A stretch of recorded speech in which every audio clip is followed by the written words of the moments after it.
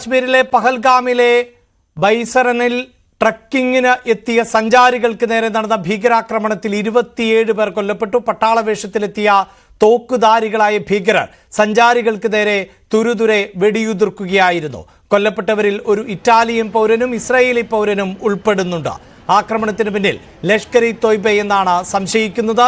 സേനയുടെ നേതൃത്വത്തിൽ ഭീകരർക്കായുള്ള തെരച്ചിൽ ഇപ്പോഴും തുടരുകയാണ്. ആഭ്യന്തരമന്ത്രി അമിത്ഷാ അല്പസമയത്തിനുള്ളിൽ ഈ ആക്രമണം നടന്ന പ്രദേശത്തേക്ക് എത്തും. അമിത്ഷാ ഇപ്പോൾ കശ്മീരിൽ എത്തിക്കഴിഞ്ഞിട്ടുണ്ട്. വാർത്തയുടെ വിശദാംശങ്ങളുമായി കിരൺ ബാബുവാണ് ചേരുന്നത്. കിരൺ, നമ്മൾ ഈ വാർത്ത ആദ്യം റിപ്പോർട്ട് ചെയ്യുമ്പോൾ ഒരു മരണം എന്നുള്ളതായിരുന്നു. അത് പിന്നീട് 5 എന്ന നിലയിലേക്ക് റിപ്പോർട്ട് മാറുന്നു. ഏറ്റവും ഒടുവിൽ 27ലേക്ക് എത്തി നിൽക്കുന്നു. രാജ്യം തന്നെ ഈ അടുത്തിടെ കണ്ടിട്ടുള്ളതിൽ വെച്ച് ഏറ്റവും വലിയ ഭീകരാക്രമണമാണ് ഇപ്പോൾ നടന്നിട്ടുള്ളത്. എന്താണ് മറ്റു വിവരങ്ങൾ? അഭിലാഷ്, തുടക്കത്തിൽ 5 പേരുടെ മരണം റിപ്പോർട്ട് ചെയ്യുന്ന സമയത്ത് തന്നെ 27 പേരുടെ മരണത്തിന്റെ വിവരങ്ങൾ പുറത്തു വന്നിരുന്നു. പക്ഷേ ഇത്തരം ഒരു ഭീകരാക്രമണം നടക്കുമ്പോൾ മരണം റിപ്പോർട്ട് ചെയ്യുന്നതിൽ വളരെയേറെ ജാഗ്രത പാലിക്കേണ്ടതുണ്ട്. സർക്കാരിന്റെ ഭാഗത്തു നിന്ന്, സൈന്യത്തിന്റെ ഭാഗത്തു നിന്നൊക്കെ ഒരു പ്രാഥമികമായ സ്ഥിരീകരണം ലഭിച്ച ശേഷമാണ് ഇത്തരം വാർത്തകളൊക്കെ റിപ്പോർട്ട് ചെയ്യേണ്ടത്. കാരണം ഈ സമയം സൈന്യത്തെ സംബന്ധിച്ച് ഏറ്റവും നിർണായകമായ സമയമാണ്. ഈ ഭീകരരെ സംബന്ധിച്ചും പലപ്പോഴും ഒക്കെ അവർ അവിടുന്ന് രക്ഷപ്പെടാനുള്ള സാധ്യത, അവർക്ക് മറ്റേതെങ്കിലും തരത്തിൽ വിദേശത്ത് രാജ്യങ്ങളുമായിട്ടൊക്കെ ബന്ധമുണ്ടെങ്കിൽ അവിടുമായിട്ട് കമ്മ്യൂണിക്കേറ്റ് ചെയ്യാനുള്ള സാധ്യത, അങ്ങനെ പല തരത്തിലുള്ള സാധ്യതകളൊക്കെ ഒരേ സമയം പരിശോധിച്ചുകൊണ്ടിരിക്കുന്ന ഒരു ഘട്ടം കൂടിയായിരുന്നു. എന്തായാലും നിലവിൽ ലഭ്യമായ സൈന്യത്തിന്റെ ഭാഗത്തു നിന്ന് ലഭ്യമായ വിവരത്തിന്റെ അടിസ്ഥാനത്തിൽ 27 പേരുടെ മരണമാണ് സ്ഥിരീകരിച്ചിട്ടുള്ളത്. 20ഓളം പേരാണ് ഇപ്പോൾ ചികിത്സ തേടി ആശുപത്രിയിലുള്ളത്. അതിൽ ഏതാനും പേരുടെ നില മാത്രമാണ് ഗുരുതരം. പക്ഷേ അവരുടെ ഒന്നും നില ഒരു അപകടകരമായ അവസ്ഥയിലേക്ക് പോകില്ല എന്നുള്ള സൂചനകളാണ് ഇപ്പോൾ ആശുപത്രി അധികൃതരിൽ നിന്നും ലഭ്യമായിട്ടുള്ളത്. വെടിയേറ്റുള്ള പരിക്കായതുകൊണ്ട് പലരുടെയും ശരീരത്തിൽ വെടിയുണ്ട ഏറ്റ ഭാഗത്തിന്റെ അടിസ്ഥാനത്തിലാണ് പലപ്പോഴും ചിലരുടെ കയ്യിലും കാലിലും ഒക്കെ വെടിയുണ്ടേറ്റ ആളുകളൊക്കെയാണ് അങ്ങനെ രക്ഷപ്പെട്ടത്. മറ്റു പലരുടെയും തലയ്ക്കും ദേഹത്തുമൊക്കെ നെഞ്ചിലുമൊക്കെ AK-47 തോക്കാണ് ഈ ഭീകരർ ഉപയോഗിച്ചത് എന്നുള്ളതാണ് ഇപ്പോൾ ലഭ്യമായിരിക്കുന്ന വിവരങ്ങൾ. തുരുതുര അവർ വെടിവെക്കുകയായിരുന്നു. 6 അംഗ സംഘമായിരുന്നു എന്നതാണ് പ്രധാനമായും ലഭ്യമായിരിക്കുന്ന സൂചന. എന്നാൽ ഇതിൽ എല്ലാവരും മുന്നിലേക്ക് വന്ന സംഘത്തിൽ 3-4 പേരായിരുന്നു ഉണ്ടായിരുന്നത്. മറ്റുള്ളവർ പിന്നിലായിരുന്നു എന്നും പറയുന്നു. അങ്ങനെയുള്ള അവർ പെട്ടെന്ന് തന്നെ വെടിവെക്കുകയായിരുന്നു. ഈ ടൂറിസ്റ്റുകൾക്ക് നേരെ വെടിവെക്കുകയായിരുന്നു. ഈ സ്ഥലത്തിൻ്റെ ഒരു പ്രധാനപ്പെട്ട പ്രത്യേകത, ഇത് ഏതെങ്കിലും തരത്തിൽ വാഹനങ്ങൾ കടന്നു ചെല്ലുന്ന, ട്രക്കൊന്നും കടന്നു ചെല്ലുന്ന ഒരു സ്ഥലമല്ല എന്നുള്ള ഒരു പ്രത്യേകത കൂടിയുണ്ട്. ഈ ബൈസരൻ വാലി എന്ന് പറയുന്നത് ലോകത്തിൽ തന്നെ അതിമനോഹരമായ പ്രദേശങ്ങളിൽ ഒന്നാണ്. അവിടെ ഈ പ്രദേശത്ത് ട്രക്കിങ്ങിനാണ് ആളുകൾ പ്രധാനമായും എത്തുന്നത്. ഇന്ത്യക്കകത്തു നിന്നുള്ളവരും ഇന്ത്യക്ക് പുറത്തു നിന്നുള്ളവരുമായ വിദേശികളുമായ നിരവധി ആളുകളൊക്കെ സ്ഥിരമായി ട്രക്കിങ്ങിന് എത്തുന്ന ഒരു സ്ഥലമാണ്. ഇവിടേക്ക് ഒന്നുകിൽ കുതിരപ്പുറത്തോ അല്ലെങ്കിൽ കോവർ കഴുതയുടെ പുറത്തോ അല്ലെങ്കിൽ നടന്നോ മാത്രമേ ഈ സ്ഥലത്തേക്ക് എത്താൻ കഴിയൂ.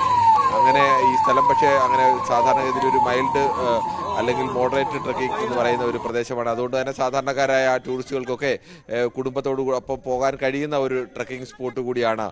അത്തരം സ്ഥലങ്ങളിലേക്കാണ് കൂടുതൽ ആളുകളൊക്കെ എത്തിച്ചേരുന്നത്. അവിടെയാണ് ഈ ഭീകരർ ഇവർക്ക് ഇടയിലേക്ക് പെട്ടെന്ന് ചാടി വരികയും പിന്നീട് തുരുതുര വെടിവെക്കുകയും വരുന്നത്. പ്രധാനമായും പുരുഷന്മാർക്ക് നേരെയാണ് ഇവർ പ്രധാനമായും വെടിയുതിർത്തത് എന്നതുകൂടിയാണ്. ഈ അപകടത്തിൽ നിന്ന് രക്ഷപ്പെട്ട ചില സ്ത്രീകളൊക്കെ പിന്നീട് നമ്മളുമായിട്ട് പ്രതികരിച്ചിരുന്നു. അവരൊക്കെ പറഞ്ഞത് ആ തരത്തിലാണ്.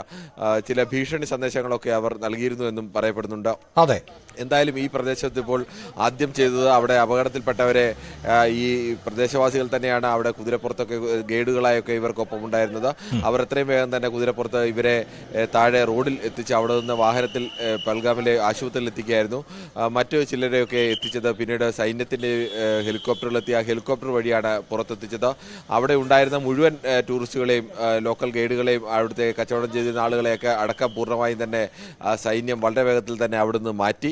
അവരെല്ലാം സുരക്ഷിതമായ മേഖലയിലേക്ക് മാറ്റി. അതിനുശേഷം സൈന്യം ഈ മേഖല പൂർണ്ണമായും കവർ ചെയ്യാനുള്ള ഏതെല്ലാം വഴിയിലൂടെയാണോ ഇവർക്ക് പുറത്ത് ഏതെങ്കിലും ഒരു വാഹനം കിട്ടുന്ന സ്ഥലത്തേക്ക് ഈ ഭീകരർക്ക് എത്തിച്ചേരാൻ കഴിയുന്നത്, ആ വഴിയെല്ലാം പൂർണ്ണമായും അടയ്ക്കുകയാണ് ചെയ്തത്. അവിടെയെല്ലാം വലിയ തോതിലേക്ക് മിനിറ്റുകൾക്കുള്ളിൽ എന്ന് തന്നെ പറയാം, ഈ ഭീകരാക്രമണം നടന്ന ഏതാനും മണിക്കൂറുകൾക്കുള്ളിൽ തന്നെ അവിടേക്ക് പട്ടാളം വലിയ തോതിൽ ഇരച്ചു തന്നെ എത്തുകയായിരുന്നു. കശ്മീരിന്റെ വിവിധ ഭാഗങ്ങളിൽ നിന്ന് പട്ടാളത്തെ അതിവേഗത്തിലാണ് അവിടേക്ക് എത്തിച്ചത്. കാരണം 27 പേരെയൊക്കെ വെടിവെച്ച് കൊലപ്പെടുത്തുക എന്ന് പറഞ്ഞാൽ അതും പ്രത്യേകിച്ച് ഇത് അങ്ങനെ പൂർണ്ണമായും അതിർത്തിയിൽ നിൽക്കുന്ന ഒരു സ്ഥലം കൂടിയല്ല എന്നതുകൂടി ആലോചിക്കണം. സമാധാനപരമായി നിൽക്കുന്ന ഒരു സ്ഥലം കൂടിയാണ്, പ്രധാനപ്പെട്ട ഇന്ത്യയുടെ ഒരു ടൂറിസ്റ്റ് സ്പോട്ട് കൂടിയാണ്.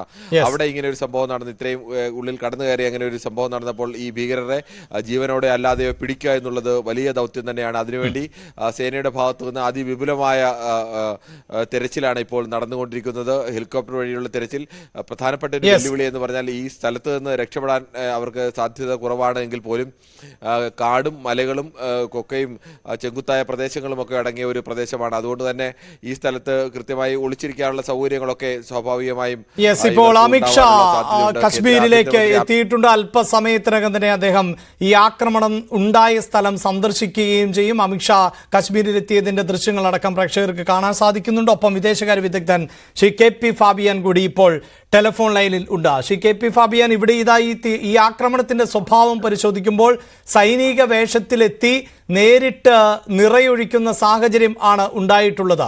അങ്ങനെയാണൊരു ആക്രമണം ഇപ്പോൾ നടന്നിട്ടുള്ളത്. ഈ അടുത്ത കാലത്തൊന്നും ഈ രീതിയിലുള്ള ഒരു ആക്രമണം ഉണ്ടായിട്ടില്ല. എങ്ങനെയാണ് താങ്കൾ സാഹചര്യത്തെ വിലയിരുത്തുന്നത്? അത്യധികം ക്രൂരമായ ഒരു ആക്രമണമാണ്. കാരണം ഇതിന്റെ ആരെയാണ് ആക്രമിച്ചത്?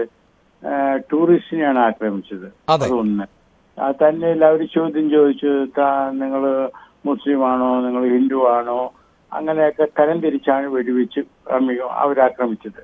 ഇത് വളരെ ക്രൂരമായിട്ടുള്ളതാണ്. ഇതിന്റെ പിന്നിൽ ആരാണോ ഉള്ളതെന്ന് നമ്മൾ കണ്ടുപിടിക്കണം, അതിന്റെ നടപടികൾ എടുക്കണം. ഈ ലഷ്കർ-ഇ-തോയ്ബയാണ് ഇതിന് പിന്നിൽ എന്നുള്ളതാണ് ഇപ്പോൾ പുറത്തു വരുന്ന വിവരം. അതെ, പക്ഷെ അത് കുറച്ചും കൂടി കാര്യമായിട്ട് അന്വേഷിക്കണം. കാരണം ഞാൻ ഈ സ്ഥലത്ത് പോയിട്ടുണ്ട്. അത് വളരെ പ്രകൃതി സൗന്ദര്യമുള്ള സ്ഥലമാണ്. തന്നെയുമല്ല, ഈ ആക്രമണം നടന്ന സ്ഥലത്തേക്ക് കാറും വണ്ടിയൊന്നും പോവില്ല. കുതിരയിലോ അല്ലെങ്കിൽ നടന്നു വേണം പോകാനായിട്ട്. അപ്പോ അവരവിടെ ഒളിച്ചിരുന്നിട്ട് ചെയ്തതാണിത്. വളരെ ക്രൂരമായ കൃത്യം. അപ്പോ അവരെ പിടിച്ച് അവരിൽ നിന്ന് കാര്യങ്ങൾ അറിഞ്ഞ് ശരിയായിട്ടുള്ള നടപടികൾ എടുക്കണം. ഇതിന്റെ പിന്നിൽ പാകിസ്ഥാൻ ഉണ്ടെങ്കിൽ നമുക്ക് എന്താണ് ചെയ്യേണ്ടത് ഇതെല്ലാം ആലോചിക്കണം. പാകിസ്ഥാൻ ഉണ്ടോ എന്ന് നമ്മൾ സംശയിക്കുമ്പോൾ നേരത്തെ തന്നെ ഈ പാകിസ്ഥാന്റെ ഭാഗത്ത് നിന്നുണ്ടായ ഒരു പ്രതികരണം വളരെ പ്രധാനപ്പെട്ടതാണല്ലോ. അതായത് കശ്മീർ എന്നത് ഞങ്ങളുടെ ജീവനാഡിയാണ് എന്ന തരത്തിലുള്ള ഒരു പ്രതികരണം വന്ന് ദിവസങ്ങൾ മാത്രമേ ആയിട്ടുള്ളൂ ഈ ആക്രമണം ഉണ്ടാകുമ്പോൾ. അത് നമ്മൾ ഓർക്കേണ്ടതാണ്. പാകിസ്ഥാന്റെ സൈനിക മേധാവിയാണ് അത് പറഞ്ഞത്. അതിന്റെ അർത്ഥം എപ്പോഴും ഈ പാകിസ്ഥാൻ നടത്തുന്ന തീവ്രവാദ ആക്രമണങ്ങൾക്ക് എപ്പോഴും പാക് സൈന്യത്തിന്റെ പിന്തുണ ലഭിക്കാറുണ്ടല്ലോ. പാക് സൈന്യത്തിന്റെയും ISIയുടെയും ഇന്റലിജൻസ് അതിന്റെയും. അപ്പോ അതിന്റെ അർത്ഥം പാകിസ്ഥാൻ ഇപ്പോഴും ഇന്ത്യക്കെതിരായിട്ട് ടെററിസ്റ്റ് ആക്രമണത്തിന് ഉള്ള സംരംഭങ്ങൾ ഒരുക്കുകയും അത് പെർമിറ്റ് ചെയ്യുകയും ചെയ്യുന്നു എന്നാണ് നമ്മൾ മനസ്സിലാക്കേണ്ടത്. സാർ, ഇവിടെ നമ്മുടെ വീഴ്ചകളോ അല്ലെങ്കിൽ അതൊന്നും ചർച്ച ചെയ്യപ്പെടേണ്ട സമയമല്ല. ഇപ്പോൾ ഒറ്റക്കെട്ടായി ഇതിനെ പ്രതിരോധിക്കേണ്ട സമയമാണ്. രാജ്യം അതിലേക്ക് കടക്കുകയും ചെയ്യുന്നുണ്ട്. താങ്കൾ സൂചിപ്പിച്ച ഈ മേഖല നിരവധി വിനോദസഞ്ചാരികൾ എത്തുന്ന ഒരു പ്രദേശം എന്ന് പറയുമ്പോൾ അവിടെ വലിയ സുരക്ഷയൊക്കെ ഒരുക്കിയിട്ടുള്ള ഒരു കേന്ദ്രം കൂടിയല്ലേ അത്? സുരക്ഷയ്ക്ക് ചെയ്ത് കാണും. പക്ഷെ എന്നാലും എന്താ പറയുക, ഞാൻ നേരത്തെ പറഞ്ഞ പോലെ അങ്ങോട്ടേക്ക് കാറും വണ്ടിയൊന്നും ചെല്ലില്ല. ഒന്നല്ലെങ്കിൽ കുതിരപ്പുറത്ത് പോകണം, അല്ലെങ്കിൽ നടന്നൊക്കെ പോകണം. അപ്പൊ ഈ ആക്രമണങ്ങൾക്ക് ഒളിച്ചിരിക്കാൻ ധാരാളം സൗകര്യം ഉണ്ടായിരുന്നു. അപ്പോ ചെയ്യേണ്ടത് എന്തായിരുന്നു, നമ്മളുടെ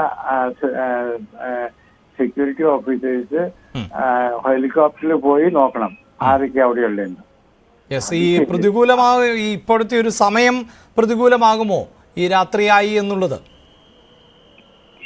ഇല്ല, അത് പ്രതികൂലമാണെന്നോ ഇല്ല, അതില്ല. അത് ഹെലികോപ്റ്ററിലൊക്കെ കണ്ടുപിടിക്കാൻ സാധിക്കും.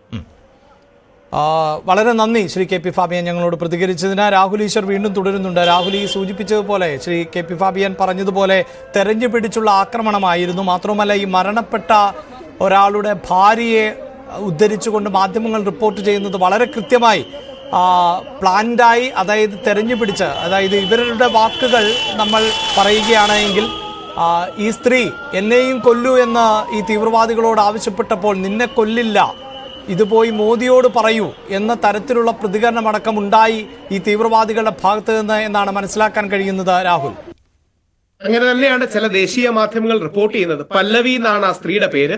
പല്ലവിയോട് സംസാരിച്ചപ്പോ മഞ്ജുനാഥ റാവു എന്നാണ് കൊല്ലപ്പെട്ട ആ വ്യക്തിയുടെ പേര്. അപ്പോ തന്നെയും കൂടെ ശിവമോഗ എന്നുള്ളതാണ്. അപ്പൊ അങ്ങനെ പറഞ്ഞപ്പോ നീ മോദിയോട് പോയി പറയൂ എന്ന് പറയുന്നുണ്ട്. അപ്പം അത് അവർക്ക് ഇന്ത്യയോടുള്ള വിരോധം എന്ന രീതിയിലാണ്. നമ്മൾ ഇതിനെ ഒരുമിച്ച് നിന്ന്, ഒരു രാജ്യമെന്ന രീതിയിൽ ഒരുമിച്ച് നിന്ന് എതിർക്കാൻ കഴിയണം. നമ്മുടെ ഇടയിൽ സ്പ്ലിറ്റ് ഉണ്ടാക്കാനും നമ്മുടെ ഇടയിൽ ആഭ്യന്തര പ്രശ്നങ്ങൾ ഉണ്ടാക്കാനുമാണ് എന്നും പാകിസ്ഥാൻ പലപ്പോഴും ഇത് ശ്രമിക്കുന്നത്. എന്നാൽ നമ്മളെന്ന രാജ്യം, ഇവിടെ കോൺഗ്രസിനോ കമ്മ്യൂണിസ്റ്റിനോ ഇല്ല, ഇടത് വലത് മധ്യമൊന്നുമില്ല, മതമോ ജാതിയോ ഇല്ല. നമ്മളെന്ന രാജ്യം ഒരുമിച്ച് നിന്ന് പോരാടണം. നേരത്തെ അങ്ങ് പറഞ്ഞത് വളരെ പ്രധാനപ്പെട്ട ഒരു കാര്യമാണ്. അതായത് ഇപ്പൊ ഈ ഇന്റലിജൻസ് ഫെയിലിയർ ഉണ്ടോ ഇല്ലയോ എന്നൊക്കെ ഒരു സെക്കൻഡറി ചോദ്യമാണ്. ഈ നാട്ടിൽ തീവ്രവാദികൾ പലപ്പോഴും അടിക്കുന്നതല്ലേ, അല്ലെങ്കിൽ നുഴഞ്ഞു കയറുന്നതല്ലേ. അതുകൊണ്ട് ബാക്കി ചോദ്യങ്ങളെല്ലാം സെക്കൻഡറിയാണ്. അത് മറ്റൊരു ഘട്ടത്തിലേക്കാണ്. ഇമ്മീഡിയറ്റ്ലി അന്വേഷണം റെസിസ്റ്റൻസ് ഫ്രണ്ട് എന്ന് പറയുന്ന പാകിസ്ഥാൻ ബേസ് ചെയ്തുള്ള ലഷ്കർ ഇ തോയ്ബയുടെ ഒരു യൂണിറ്റ് ആണ് എന്നാണ് തൽക്കാലം നമുക്ക് മനസ്സിലാകുന്നത്, ലഭ്യമായ കാര്യങ്ങളിൽ നിന്ന് ക്ലെയിം ചെയ്യുന്നത്. അതുകൊണ്ട് ഇമ്മീഡിയറ്റ്ലി ഈ ടെററിസ്റ്റുകളെ ന്യൂട്രലൈസ് ചെയ്യണം. 6 പേരുടെ ഒരു ഗ്രൂപ്പ് ആണെന്നാണ് ചില ആൾക്കാർ പറയുന്നത്. നമ്മുടെ പട്ടാളത്തിന്റെ വസ്ത്രമടക്കം ദുരുപയോഗം ചെയ്തുകൊണ്ട് മിസ്യൂസ് ചെയ്തുകൊണ്ട് വന്നതാണ്. ഇമ്മീഡിയറ്റ്ലി ആ തീവ്രവാദികളെ ഇന്ത്യയിൽ നിന്ന് പോകാൻ സമ്മതിക്കരുത്. അതിശക്തമായ രീതിയിൽ നമ്മുടെ പട്ടാളക്കാർക്ക് അവരെ തിരിച്ചടി നൽകാൻ കഴിയണം. അതോടൊപ്പം അന്താരാഷ്ട്ര തലത്തിൽ ഇതൊരു ടാർഗറ്റഡ് കില്ലിംഗ് ആണ് എന്നാണ് എല്ലാ ലഭ്യമായ വിവരവും. അത് വളരെ പ്രധാനപ്പെട്ട ഒരു കാര്യമാണ്. ടാർഗറ്റഡ് കില്ലിംഗ് ആണെങ്കിൽ ആ ടാർഗറ്റഡ് കില്ലിംഗിന്റെ കാര്യം സൂചിപ്പിക്കണം. ഒരു കാര്യം കൂടെ നമ്മൾ ഓർക്കണം, അജ്മൽ അമീർ കസബ് പോലും ഇന്ത്യയിൽ വന്ന് വെടിവെച്ചപ്പോ അത് ടാർഗറ്റ് ചെയ്തതല്ല.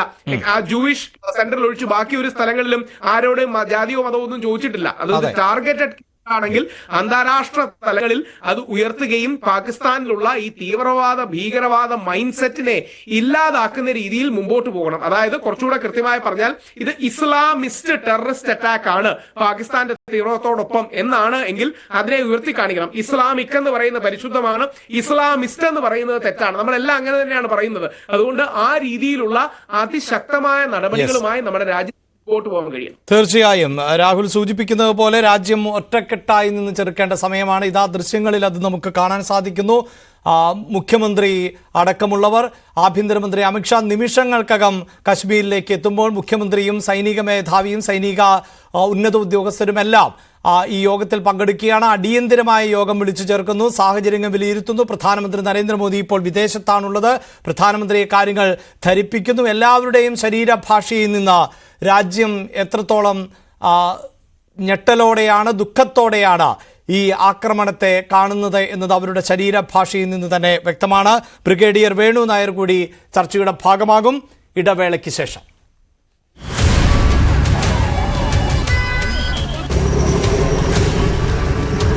खुदाया कहाँ पे आपका बेटा, कहाँ पे?